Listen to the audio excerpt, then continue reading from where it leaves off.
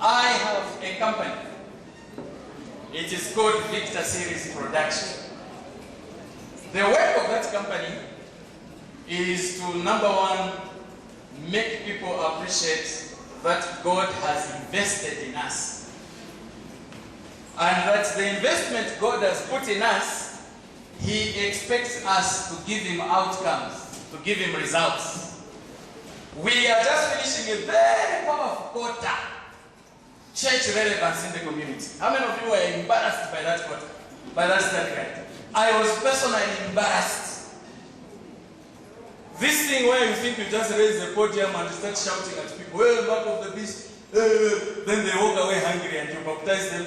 The next day they look around and they say, we were better off with the Muslims. And they leave by the back door. It's a shame to us. And I have argued, and I even spoke to Pastor Kombwa. I told him, if someone asked me, what is it that you are not happy with your church, the Seventh-day Adventist, I will tell him that it is the disability of this church. Do you know the disability? It's a church with a big head, a very small heart, and no hands. It's a church with a lot of knowledge. They can tell you 2,300 days, this is what it means. Investigative judgment, this is what it means. The book which is not yet sealed is this one. But when it comes to attitude and the heart, nothing. When it comes to service, absent. I was at UTH on Sunday. I found an Indian moving with porridge from word to word. Then I followed him and said, my brother, who are you? He said, I'm from the Hindu community. We have adopted 9 words. We give porridge to the patients every Sunday. Then I said, okay, maybe I should become a Hindu, but still worship on the Sabbath. Because I think if this is the case, there will be more Hindus in heaven than Seventh-day Adventists. So are you not embarrassed? Now, the next embarrassment of this church is that it is usually out of date. It is usually out of...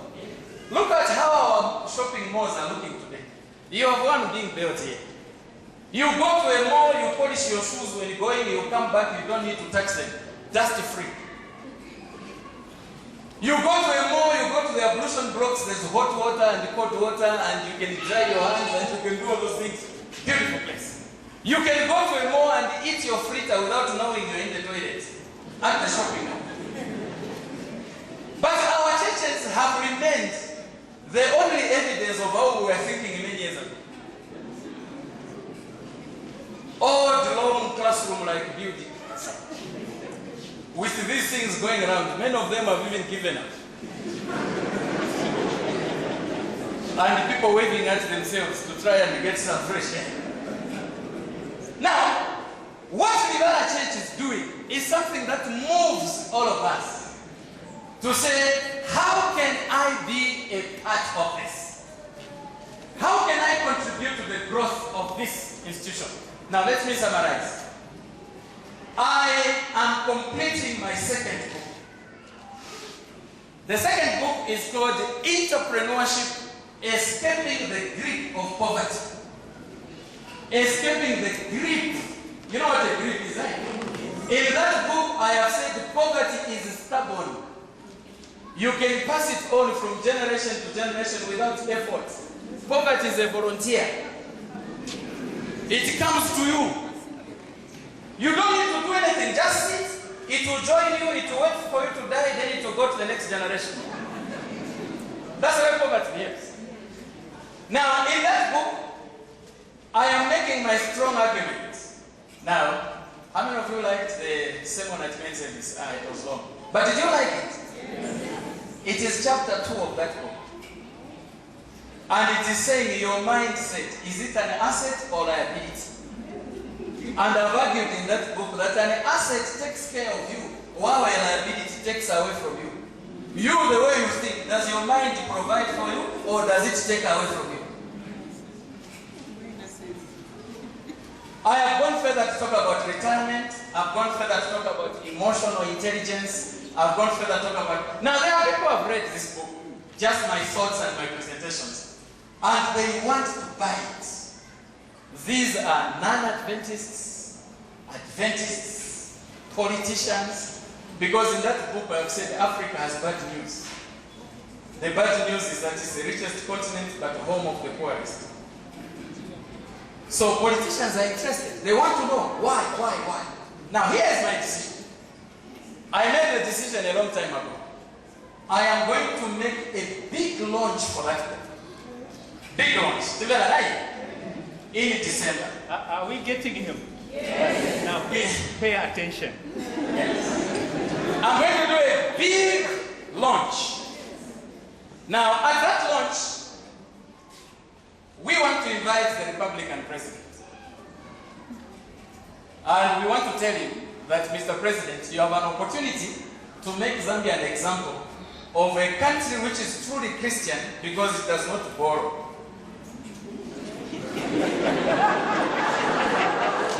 Because there's no Christian nation which is borrows. So we want to tell Mr. President that with this plan you gave us yesterday in Parliament, where you have laid the blueprint, what we need is a shift in the way we think, from State House to your ministers to everyone. This CEC and whatever fund and whatever funds, they must begin to grow this country. We are not going to survive on politics. We are going to survive on a changed mindset. And the Seventh-day Adventist is the beacon of hope everywhere in the world. We have the truth. We now want to be of service to our country. So we hope to get the president and other big people. We hope to get people to come and exhibit because it's entrepreneurship. Get Mr. Skutwa and say, we are giving you 10 minutes. Talk to these people about the importance of insurance. Talk to Mr. Majando. Talk to these people about how you have made it in the transport business. So we have big people coming. And we want to sell a lot of books. Now listen. Because we want to make it big, I asked myself, how can we make this big for God as well? Then I started scanning what projects we have. What projects we have. Said, oh, we have construction of Livala Church. We have construction of Livala Church. We must build Livala Church. It is non-negotiable. And we are going to play our small part in a small way. Here is what we plan to do. We want to sell tickets for the book launch. We want to form a committee which will plan the launch. Whatever number of books we will sell, 20% of the money is going to Livala Church. Amen. So what does that mean? It means that Livala Church and us must work together. We are together? Livala Church and us, Victor Series, must work together. We are going to visit all these churches. Chilenje, you have a lot of children. Janji, all these Central Church, Brentwood, from the church side.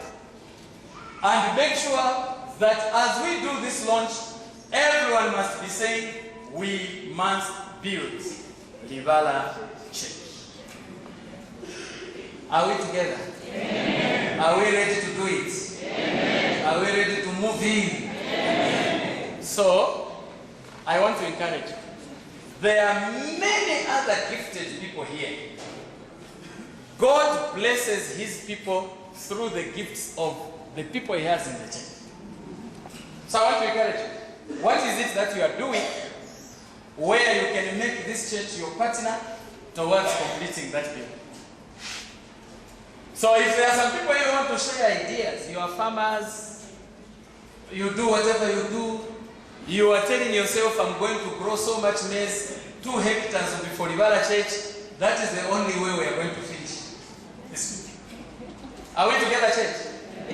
If we all put our hands together and work together, by 2018, we will be marching from here into that field. So we'll be coming back to you to explain at what stage we are. Today, the pastor and the admin elder will be giving me 2 people to work with from this church. Don't count him because we work together already at CBC TV. He's already on that committee. So we need to put our hands together. Finally, in that book, deliberately, I have also put notes for you to start your own project. If you want to keep village chickens, this is what you do. If you want to be producing chili, this is what you do. So that at the end of the day, we have people who read and have something to lay their hands on. When Jesus comes and says, you taught them, then I'll say, you read in that book. There are even notes on what to do. Bakari Bo Batoro. Aba Umpwe.